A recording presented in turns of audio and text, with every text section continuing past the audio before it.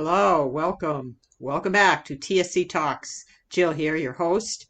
Recorded a brief podcast with myself talking to get jumping back into this. So that's what you're going to hear. I'm sharing my thoughts on finding a cure, the whole notion that we are working to find a cure and what possibly is behind that, some of the strings attached, some of the information that we might not always be receiving, and all done from a place of love. I'm so glad to be back talking to you. I'm not sure how this is going to go going forward. I have some really interesting guests coming up and some plans that I will share. So stay tuned, and so much love to all of you out there in listening land.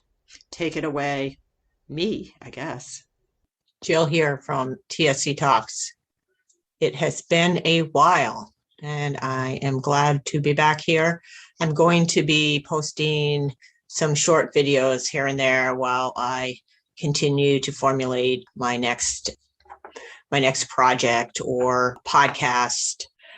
So I'm going to start talking about one of the things that has been on my mind recently since I've taken a pause and tried to make sense of what I was trying to get across with the podcast, which was really about asking basic questions about TSC and living with TSC and exposing the challenges, exposing the lived experience, exposing the gaps in the systems and the just utter devotion that one often has to have as an affected individual or a parent caregiver involved in the systems of care.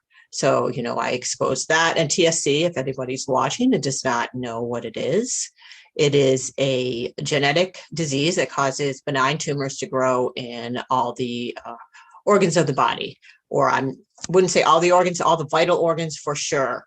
So it creates a lot of issues within various organs, particularly the brain and the kidneys, to be two of the major organs. So if you didn't know what it was, and I think it's 1 in 6,000 live births that are diagnosed with tuberous sclerosis complex. It's very challenging in some, and some have very mild symptoms and might not even know they have it. So when you do have even a little bit of a challenge in our society with, whether it's medical issues or educational issues, it tends to be magnified over time.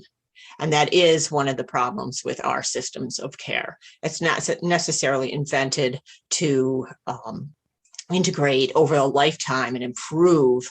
It's more to band-aid here and there and kind of just keep you on the edge and not really stepping into your whole human being. So what I wanted to talk about today is the idea of finding a cure.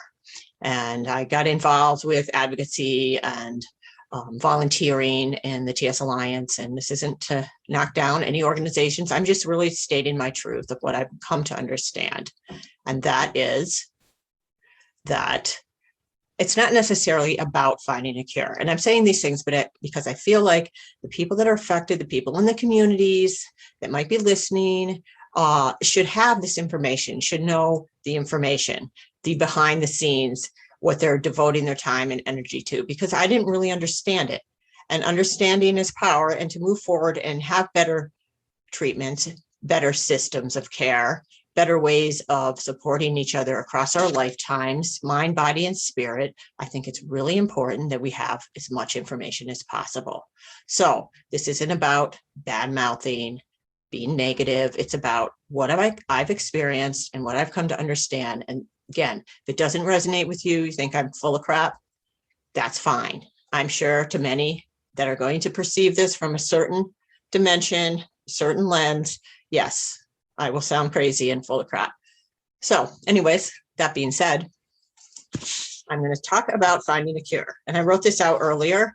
And I think when I'm thinking about the whole finding a cure, with nonprofits, with pharmaceutical companies, with our institutions, research centers, we're all devoted to finding a cure for all these chronic illnesses, Alzheimer's, diabetes, cancer, of course. And then, what I'm going to talk about from my perspective is the rare disease.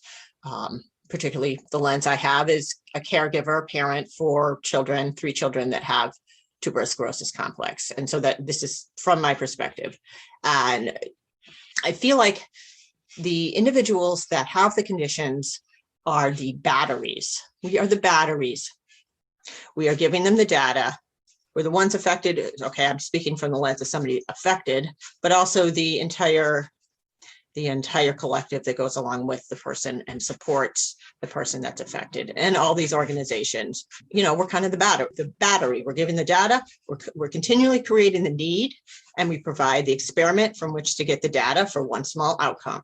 For instance, if there's a pharmaceutical developed to treat one manifestation in one organ, so there's an improvement in that one setting, but it's not considered in the larger context, how this piece, this particular improvement or pharmaceutical or whatever it is, regimen is contributed to the whole, to the cure, to the insight needed to find a cure. And how can this happen when there's not data collected from the energetics of the manifestation, how it's experienced in the mind, body, and spirit?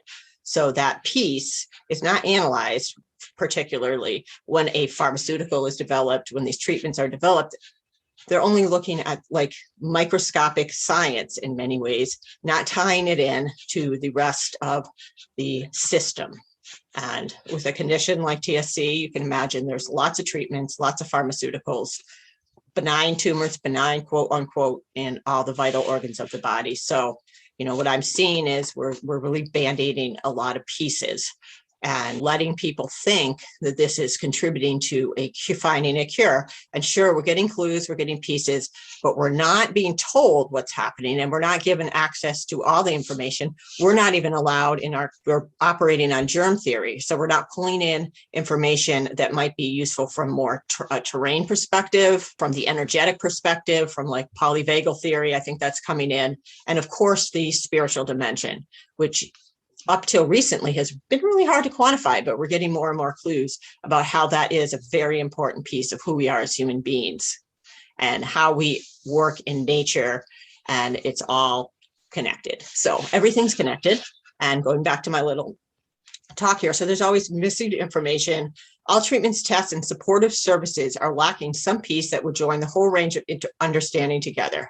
If we all work together and not rely on vested in funding for companies that are clearly profiting, greed oriented. So they're all tapping us for our AI ultimately, and their goal is not necessarily to cure it. It's to string us along, the patients, the whole collective, marginal improvements, not getting more is celebrated. Extreme treatments like brain surgery are touted as the only option. We are not given information on any other options, or other options are not understood through the lens of germ theory, and other options that do not support this model for funding research are certainly not elaborated on. So once again, there we go. We're not given a lot of information. We're not given all the information. We're not given all the light. It's also to understand the complexities of the interaction of mind, body, and spirit.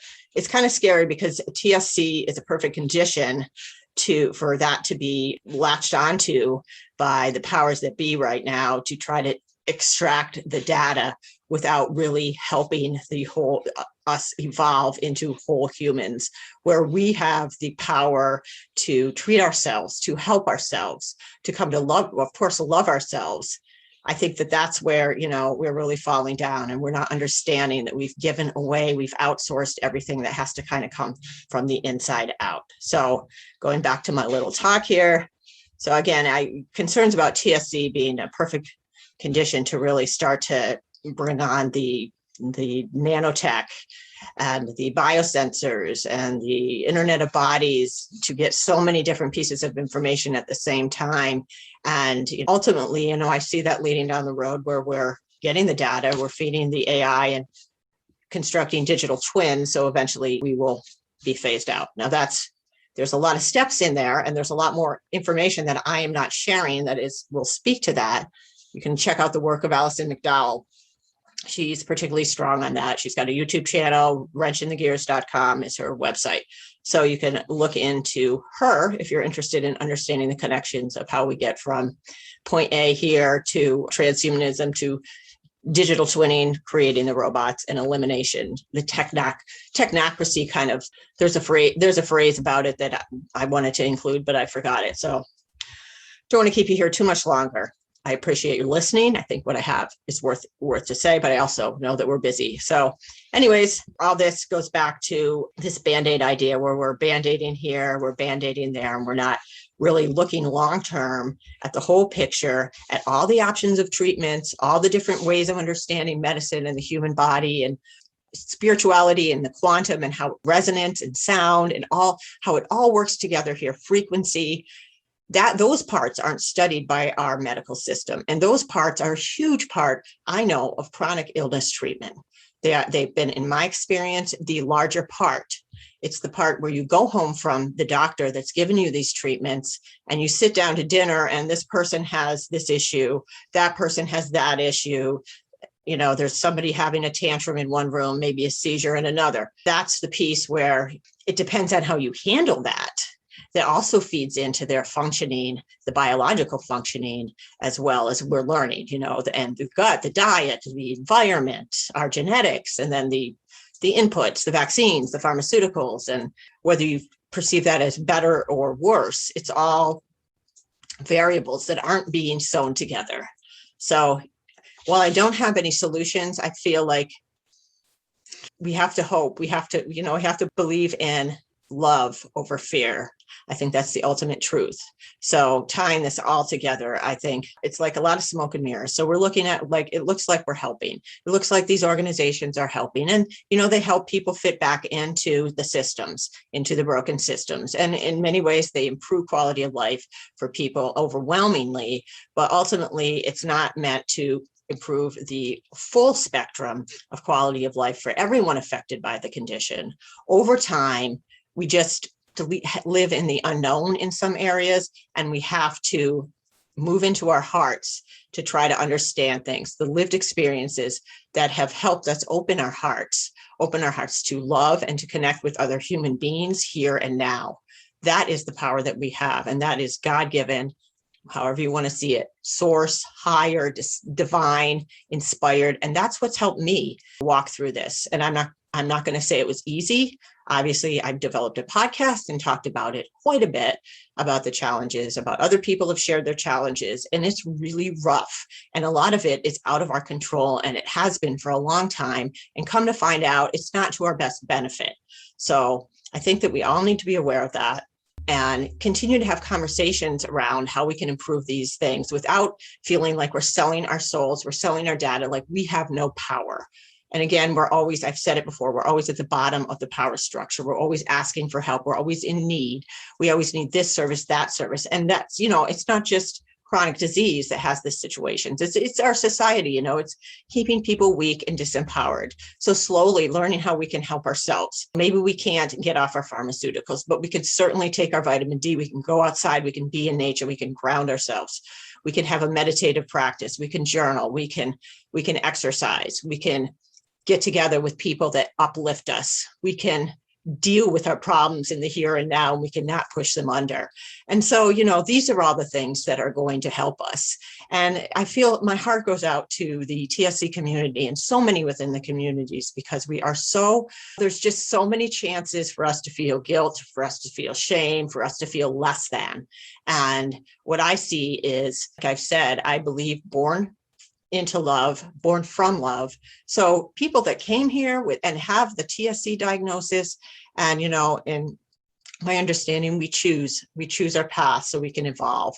And that's a tough one. If they know that they're born into love and choose this incarnation and choose to really teach everyone else about what it means to love, what it means to love yourself as someone who's not exactly perfect in the way we've define perfection, and to travel through this lifetime and to just keep getting up and standing up and just living and existing is just so powerful. And I've learned so much more from the experience of being broken, of what might look less than or negative, or living in less than, like I don't have enough, or we don't have enough, or we'll never get enough, that we do have enough. We always do, but also that we should be able to move forward with being able to empower ourselves bit by bit. You know more than you realize. You can talk to your doctors.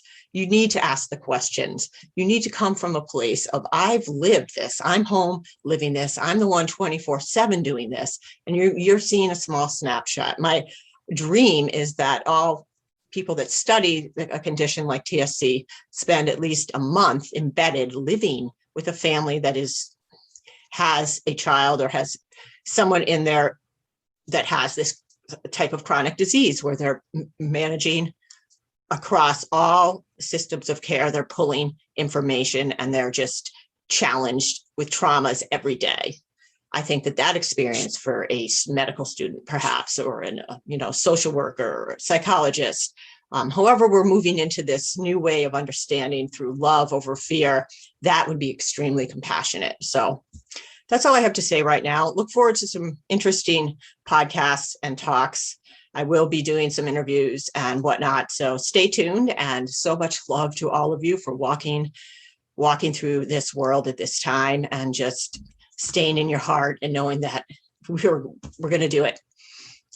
That's it.